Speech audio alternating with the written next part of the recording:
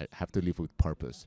So I feel like I was not doing that if I stayed there. So I was like, okay, this is it. It's scary to leave a well-established position with all the different benefits. But I thought if I don't do it, I was gonna be regretted for the rest of my life. And I'm not trying to say it was so easy because leave the W2 is hard, but what comes after is harder. But it was totally worth it. There's a difference between a dream chaser and a dream catcher. Thanks all for tuning in to Dreamcatchers, where we make things happen. Dreamcatchers was formally launched to unlock the hidden potential in successful, self-motivated individuals who desire to take their life's work to the next level but need support to evolve. We are a collective group of professionals with various backgrounds that use our talents to assist those individuals in realizing their wildest dreams by providing education, inspiration, and direction. This podcast is where we share the lessons we've learned along the way to catching our dreams and give you some context around the how and the why to each approach to put you further ahead on the journey to catching your dream. Are you ready? Carlos Amaya, welcome to the Dreamcatchers podcast. Thank you for having me. It's a pleasure. It's an honor to be here. I'm grateful for the opportunity and the fact that you're not making me do this podcast in Spanish, because you have one that's completely in Spanish, right? Well, that's a promise. Then the next one is going to be in Spanish. So I come here to your podcast, and then you come to mine. Today was 300 days of me doing Spanish on Duolingo consecutively. Oh, okay, so you have the theory now. Now you need to practice. Application. I need a partner. You need to, like Tony Robbins says, you need to take massive action. So I can help you with that. Yeah, I believe in baby steps, but here we go, man. So we do things a little unconventional here at Dreamcatchers. We don't wait till the end. I'm sure the listeners are going to love what you have to say. So what's the best way for them to reach out to you after they hear your story? Sure. They can search my podcast. It's called Hablemos de Real Estate. Or my name, which is Carlos Amaya, Amaya. And then you find a beautiful girl next to me. That's my wife. And then the ugly guy to the right with the Beauty and the Beast. So man. So you got a little accent there. Tell me, are you born in America? Or No. I was born in Colombia. I came to the States chasing my girlfriend at the time. Now she's my wife in 1999. And I never liked the language before I came here. So I'm started learning, just watching like movies and TV and stuff like that. And I'm still learning. So yeah, I'm Colombian. So what brought your wife to America? Well, my father-in-law is a musician, has a band, and he was based in LA. He has a salsa band. I mean, he's been going around the world. He played in the Garden, all the different arenas, and then he was based in LA.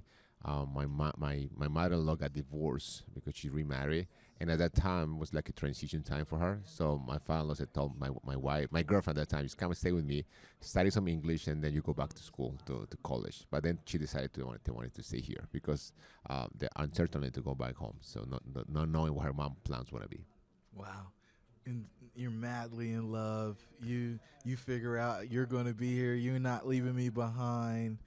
And you guys get married, and it was happily ever after. You had all the money in the world, and that's it, right? We can end the show? Yeah, it's fine. Thank you for hearing. Now, so we got married, and then right after we got married, my father-in-law went back to Colombia. So he changed his base from L.A. to Medellin. So at that time, we didn't know nobody in L.A. Beautiful city. I love the weather. But my family, I have a couple uncles that live in New York. So I called them up and said, listen, we feel kind of lost right here. So we're running out of money. So we moved to New York, and then we just get lend us some money just to pay rent for the first couple of months, and then we start like just making a living, just surviving. Okay, but something happened, right? Because you got into the multifamily business. A lot of things happened, yes. Help me break it down for us. Sure. So when we came here, one of my uncle's friends told me, you know what, if you want to start working here, I was going to college to become a computer engineer in Colombia. So he said, nobody's going to give you a job in that field because you don't have the language, you don't have the experience, so you have to make something. You either can go to a factory and make minimum wage, or you could do restaurant business and earn tips. So I started working in an Italian restaurant in Greenwich, Connecticut, which is a wealthy area, and I did that until 2004. And then, no, until 2006. But 2004, my wife read a book, Rich Dad Poor Dad, when she was expecting her first baby. And then she forced me, and I said all the time, she forced me to get the real estate license. She signed up to get which is a community college to get the license. And I didn't want to do it. I was in a comfort zone. I was making good money in the restaurant, and I was working nights. And I was so tired to go back to school to learn about real estate. So she kind of forced me, and then I started doing a part-time real estate, full-time restaurant, and little by little I just left the restaurant business, and I started doing real estate full-time. Whoa. Yeah. And then the market crashed. No way. So you walk out of the restaurant, Yeah. start doing transactions as a realtor. Yes, representing clients, yes. Making more money than you ever made. Yes. More free time than you ever had. Yes. Get to see the baby, get to see the wife at night instead of being out. Yeah, well, yeah, that's a great point. When you work in a restaurant business, Christmas, New Year's, all the holidays, you're not there. So or when they have like family trips. So it wasn't like we were not together. I was just working, so that I wasn't there. So we have a bunch of pictures that there were like different places. I'm not there because I was working in those special occasions, because that's what the restaurant business are for. So yes. So the market crashes. What do you do? Okay, so we put just you hear the phrase that don't put all the eggs in one basket. We didn't do that. I mean, we put both of us at that time. My wife, our old daughter was my first daughter was getting older, so we got a babysitter. She started doing sales with me. I saw the need for the Hispanic mortgage professional, because I was doing like a translation all the time, just documents and everything. So I became a mortgage broker, and then my wife was doing the sales. So we made like a great team. So I pre-qualified them and make sure that they have enough qualification to buy a house, and I guide them through the process, and then she find them the house. And then we were doing great. I think I was our pick in terms of that career. And then at that time, the market crashed in 2008, 2009, and was a hard time for us. And then we had to reinvent ourselves. And at that time, I was part of an organization, the real estate professionals, called NAREP in Spanish. And I met an attorney that was moving from LA to New York, and he was starting his law firm. And I started working with him as a consultant basis, and then I became an employee for 10 years. Wow. So, we're at the Go Abundance conference, and there's a lot of people with real estate backgrounds. But one of the things I heard at dinner last night was being in the right network changes everything for you, because you got somebody you can call in the place where you might not know what to do, or if you just go with your own knowledge, your own understanding, you'll end up in a short spot. And it seems like you've been able to weather some pretty tough situations and make some adjustments because you had the right people. The first person you said was your wife. Yeah, definitely. Now this attorney shows up. It kind of takes you on the journey to the next spot. And so, come on, take us from there. The attorney shows up. And you know what? That's a great way. And I just realized, I mean, you presented perfectly. That was my wife. Is been and still are. And it's a great.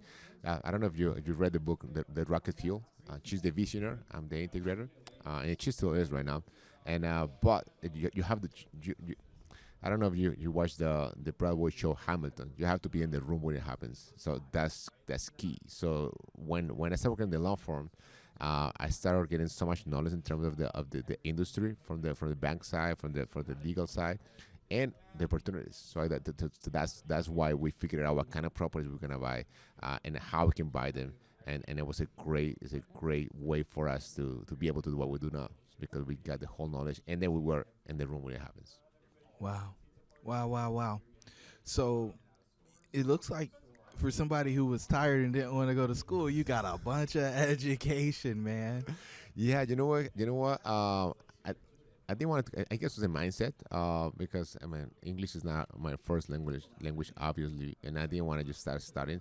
But then when I start, and then it's different kind of schools. It's not like a going to like college and everything. So now the self education, like listen to audiobooks, come to conference, just have mentors, enroll in programs like that applicable. So that becomes a passion. I want to learn more about things that I can do, and instead of just learn things that they're boring that you never would use.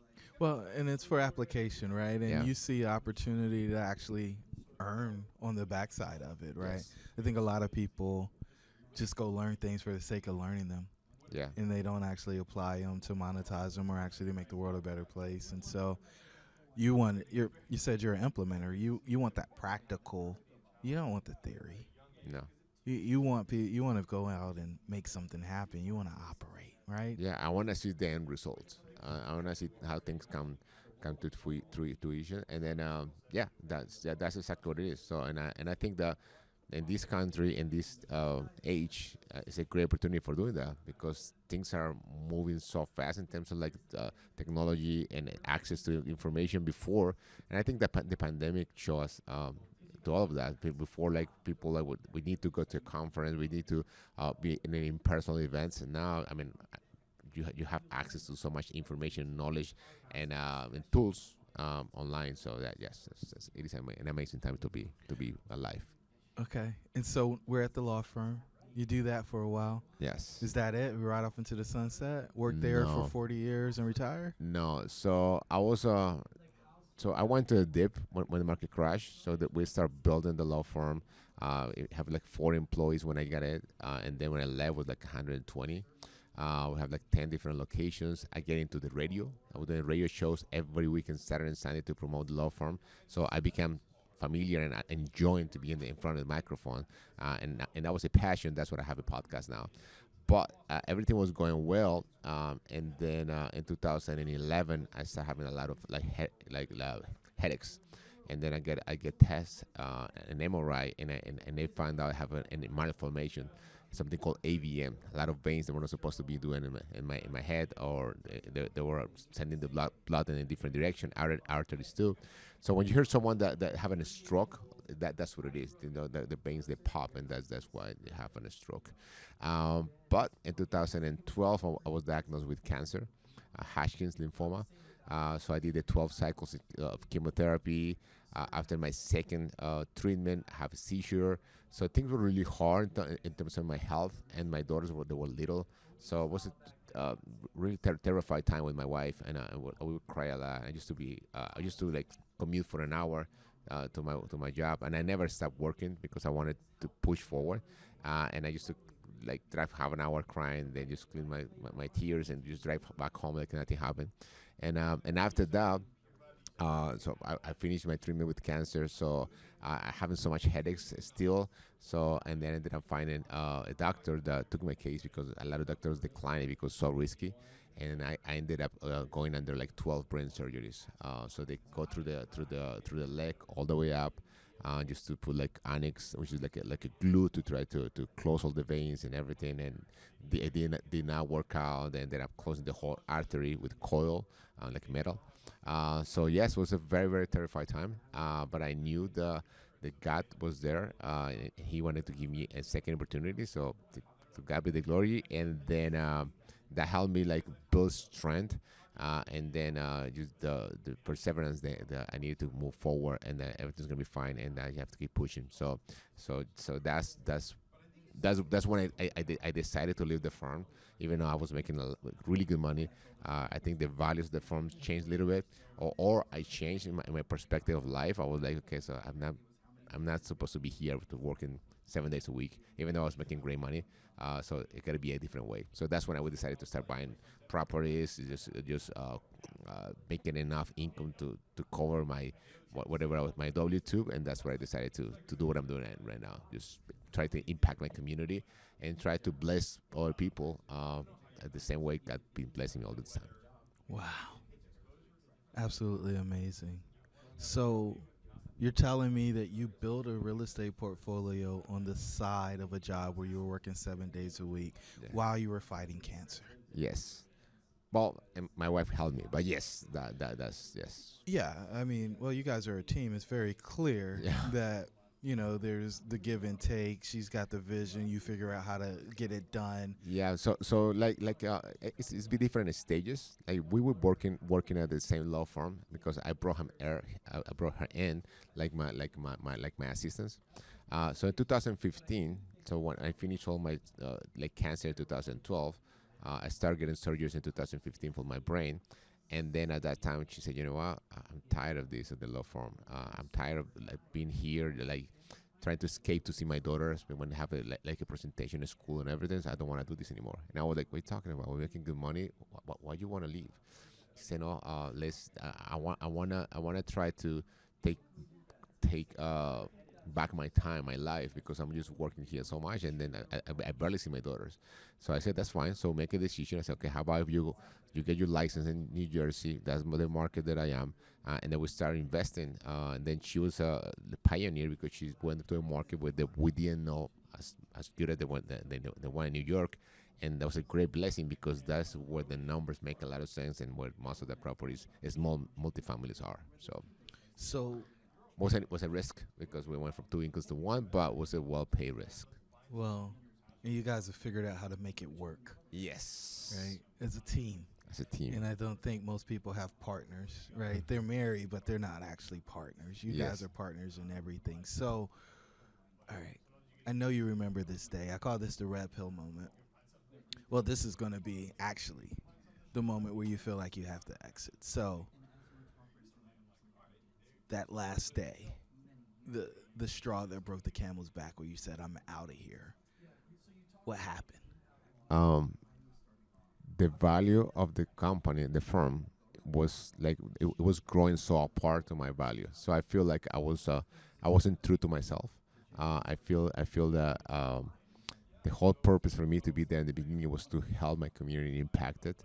And I'm not saying that they were doing something wrong. It was just I outgrow the position, and because all those surgeries and everything, like when I had the surgery, I have to stay overnight at the recovery in the hospital. So those nights I used to be thinking like, come on, I mean, God give me all this opportunity. I have to do something else. So I was not true to myself because I was like, okay, so I'm suit up again. I'm making good money. So, but what happened when you are recovering the surgery? All those conversation with yourself that listen, it's time to do something else. So I felt like I have to fulfill God path in my life, and I have to live with purpose.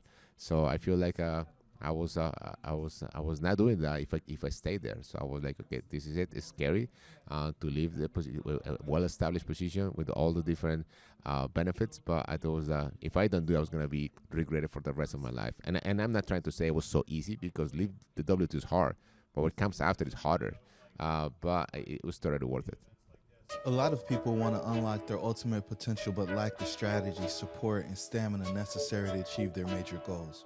They often try to overcome these challenges by trying to do it on their own, causing frustration, fatigue, and eventually failure.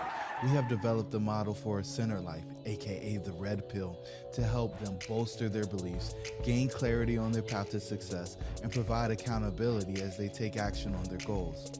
When they take the red pill, they rapidly accelerate attainment of their goals and begin to experience a life of significance and impact. Want to find out more? Hop over to jeromemyers.co. Now, let's get back to the episode.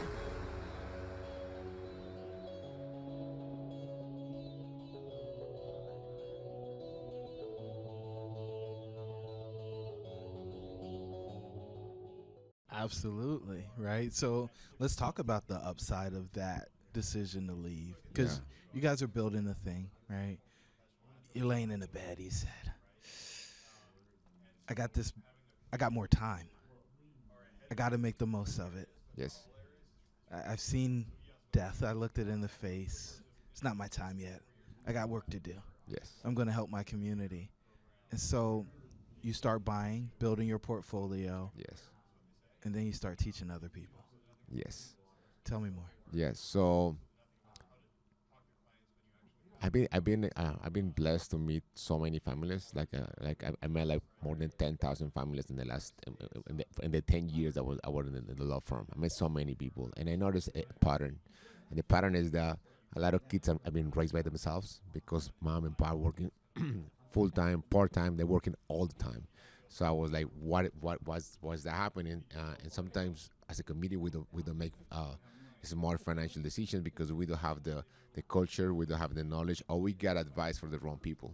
So I said, you know what is the difference between our community and other communities? And I realized was a lack of information, like TV and radio is not they're not there to educate people. They're there just to make money because they're companies. So I was like, how can I share my struggles and my whatever I was able to learn and apply to impact other people's life, knowing that the family is the base of society, and if I can impact the family, I can impact the society.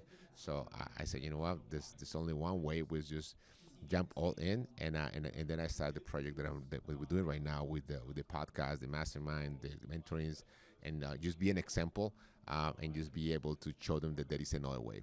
As a community, we think that we have to work really hard because we are hard workers, and even when we're little, they said you have to earn the bread with the sweat of your the forehead, that you have to earn it, and that's good. I mean, you have to earn it, but it doesn't mean you have to kill yourself physically. You have to like mentally. You can just invest and just multiply and just and do it different other ways and have a better quality of life. So that's why we decided. And listen. It's a big challenge, and I think it's worth to do it. And when we see testimonies of people that have been listening to us and they change their life, or the decision they've been making, thanks to the information that we provide to them, either ours or our guests or people that we brought professionals to try to teach them something. So that's the best pay of the world. Wow. So why do a podcast in Spanish? Well, again, I was doing radio shows in Spanish for 10 years. Okay, so I used to listen to bigger packets podcasts for many years when I was commuting and to work, and when I was in the gym. So I really like the concept. One of the hardest part for me to leave the W2 is just leave the radio shows. It reached the point that I was like, I don't want to leave that was my show. I built it. I was the host. So I didn't want to detach. So one way for me not to detach to do the radio was have a podcast. So I came out with the whole studio. I have all the microphones and everything, lights in my house, and I decided, I'm gonna create my own. So I want to do a podcast. I know my community sometimes that they are not really used to the concept yet, but little by little I'm gonna introduce them to them, and then I think the podcast and audiobooks impact my life, and I think I'm gonna be able to try to do the same for them. Well, you're not trying, brother. Right? You're Yeah. doing it. Yes. You're doing it, and you're a living example of it. You're the real deal. So when somebody tunes into your podcast, for those folks out there who can keep up with the pace of the Spanish that you guys are, me, I got to put it on half speed. I can't put it on 1 speed or 1.5 or 2 like some people. I got to slow it down in case I need to translate it. What kind of content should they expect? Yeah, well, the premise of the podcast is family, finances, and real estate, family, and finances. Okay, so it's mainly real estate, but at the end of the day, it's not about the money. It's more about like the legacy, about the quality of time. So it's real estate related, definitely, because that's our main purpose. But at the same time, we want to impact our family. So when I have a guest on my podcast, so I want them to share the good, the bad, and the ugly. So how do you do whatever you did? Okay, so what were the struggles? How did you get there? So and what are your struggles right now? Because I mean, we always want to go to the next level. We have a different stage of our life. So that's what they can learn. They can expect. And something really fun I want to share with you. there are people that learn Spanish that using my podcast to practice their Spanish that they're learning.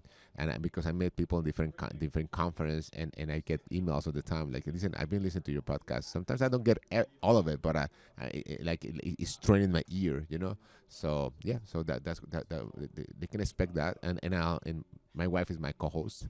So it's funny because we have a different style. So I'm more like data oriented, I want to like Tony Robbins style. I want to over delivering content, and then she's like the balance. So she's okay. Let's talk about this. Talk about life. Sometimes I'm like a motorcycle, and she'll slow me down. Okay. So let's talk. So it's funny because I turn around, look at her like, okay, I'm in the middle of the idea. She said, yeah, but I just want to comment this. So those things. I think it's a nice dynamic, and they'll get a lot of knowledge. Like my job, my goal is not to entertain people. My goal is for them to take action, to learn something that they're going to be practical for them. So, of course, we want to make it fun so people can listen to it, but hopefully they make action. So dive deeper on the finance and the family part, right? Because I think a lot of people say they're doing it for their family, but most of them are doing it for their ego. So Yes.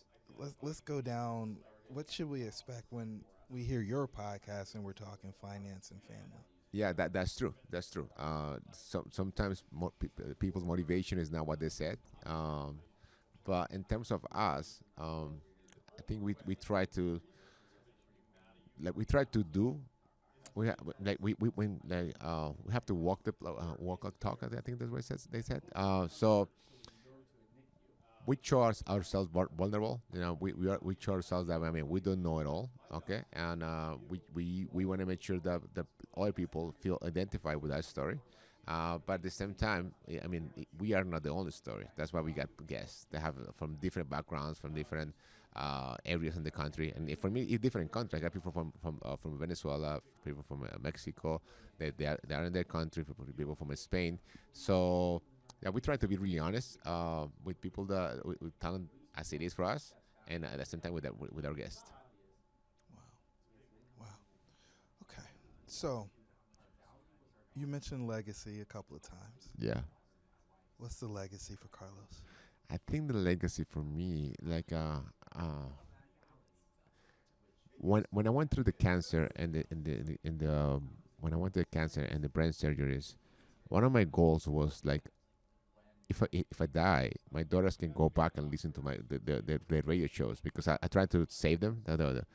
And then when I started doing the podcast, the first podcast, I was thinking to do it with them in mind. When they grow older, I know now they don't want to hear it. But when they grow older, maybe even if I'm still here, if I'm not, they'll be able to listen. Okay, so that was my dad's values, and that's what he wants to do in life.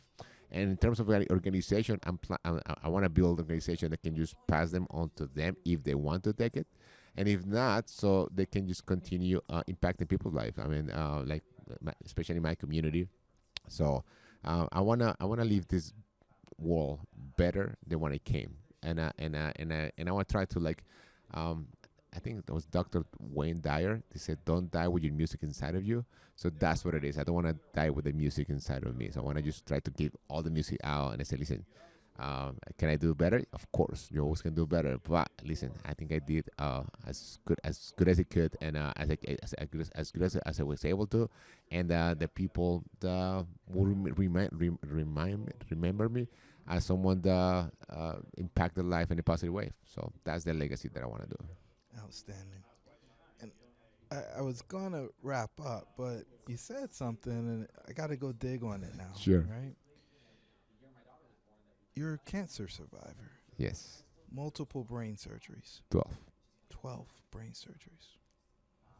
What do you do to stay healthy? It's a great question. I was having a conversation with Jamie before, and he was asking me was because you were not? He didn't phrase it that word, but he was like, was because maybe you were not taking care of yourself the right way when you get cancer, or was because the way you were behaving. I was started the opposite. When I get cancer, I was in the best shape of my life. I was trying to be vegan. I was going to Tony Robbins events every year. I was doing everything that was supposed to be. I wasn't over drinking. I was faithful with my wife. I still are. And I was it wasn't like it was a consequence. I was taking care of my body. I think so. He said so. The way I look at it, I think God was like prepping me for that. Like, I think that mentally and my faith and my body was strong enough to go through that. So after that happened, I know that I have to. I'm getting older, of course, and then I do have to do as much as I can to try to cultivate my mind, my heart, and my body. So I'm trying to like eat as healthy as I can. Like after our previous event in Utah, one of the presenters was is a nutritional coach. So I started working with him. I try to work out at least 4 to 5 days a week. And I try to have like a diet that is sustainable, and then that's not the only health. I want to try to cultivate my faith, and I'm taking different courses. I'm going to church. I'm doing like preparation, and it used to build my faith. And mentally, I want to try to join this conference. You know, just the material that I consume, the information that I intake. I don't watch TV. I barely watch sports, although I like sports, but I just don't. I do have the time. I just have. It's not a priority anymore. So I'm trying to cultivate my health in all those different aspects, and I think that's the base of this organization, the Cabanillas, all those pillars. So, do you think you would have made such an aggressive adjustment to the way that you earned your income had you not had to go through those struggles? No. No. I think. My mindset is to be an employee. I think I still are. I still wrestle with the mindset because I think I'm a good employee, and I like have the confidence and the certainty of where the income's coming from, especially that I was in the highest peak in terms of income of status in my career. So I think if I didn't went through all of that, I don't think I would have just take the plug to the way I did it, and I would have regretted if I 10, 20, 30 years passed by. I think I will be a really an unhappy person at the end of the journey. But I don't think I think that opened my eye, especially because it gave me so much time to think about that. You know, because all those recovery when I have before surgery, after surgery, I have so much time to be by myself. When you're in the hospital, and you can't sleep at night. There's so many people in and out, doctors, lights. So I have so much time to think. So I think that propelled me to take the move. Otherwise, I think I would be in such a great comfort zone that would be hard for me to say, you know what, I'm just getting out because there's no reason for me to get out. So, but then when I said, you know, I'm getting out because I think God gave me a chance, and I have to use whatever He gave me to impact people's life. So that's a huge why for me. And the other way around, like I might be unhappy here, but I'm making a living. I have a family that I have to support. So why should I go? Wow, I appreciate you being so honest there, right? Because most people, they can't go there. There's somebody listening right now. They know they need to do something else. They know they do. Yeah, deep inside you know. Deep inside you know. You try to convince yourself that no. Don't pay attention to the voice. I mean, what you talking? You crazy? But deep inside you know. And you try to cover it. So you cover it with alcohol. You cover it with different things, you know, because you have to feel contented with yourself. Listen, I need to stay here because of this reason. And at the end of the day, you don't have to. It is easy. No, I mentioned a couple of times. Leave the W2 is the easy part. What it comes after, the judgment and everything, is a little bit harder. But at the end of the day, you have to enjoy the journey. And I think it's a beautiful life, and then you have to make the most out of it. Outstanding. Carlos, you're a dream catcher, brother. Yes. You're a dream catcher. You're an implementer, right? You make things that conceptualize in your mind show up in the physical, and for that, I appreciate you, and I'm grateful for you, and I'm so glad that you made it through those tough times. You were willing to share those experiences with us today. I would really want to thank you for the invitation. It's a pleasure to be here. I love the concept of the show, the name, and something I want to leave your audience with is that it wasn't easy for me to be vulnerable and share as a Colombian. So we want to show that you're strong. Even if you're dying inside, you want to make sure that you're strong. So be able to open up. And the first couple of times I tried to do it, I felt so bad. Like, I mean, why do you want to do that? But then at the end of the day, I had a coach that said, your story is not for you to keep. Your story is for you to share. And that's what I'm trying to do. Well, you're not trying. You're not trying. You gave me goosebumps a few times a day, looking at the conviction in your eye of knowing that you're doing what you're supposed to be doing now, and the strength that you had to have in order to get to this place. So the final question I want to ask you is, what's the one thing you want the listeners to take away from this episode? Just follow your dreams, dream catcher. You follow your dreams, and just take the next step. I think it was Martin Luther King who said, you don't have to see the whole staircase. You have to see the first step. And don't overthink it. Like sometimes you have to make sure that you know all the things, and that I'm still going through that. So just take the next step in faith, and to God be the glory. You have the faith and pray, and if it God's plan for you to go that way, things are gonna work out. Beautiful. Carlos, thank you so much for being so generous with your time today. No, it's a pleasure, and I hope we'll do it again. And it's a pleasure to meet you. Awesome. To the listeners, your dreams should be real. We'll talk to you on the next episode. Thank you for joining the tribe today. We would love to hear from you. Please don't forget to rate, like, and share. Perhaps someone you know could benefit from what we've discussed. Until the next time, remember that your dreams should be real.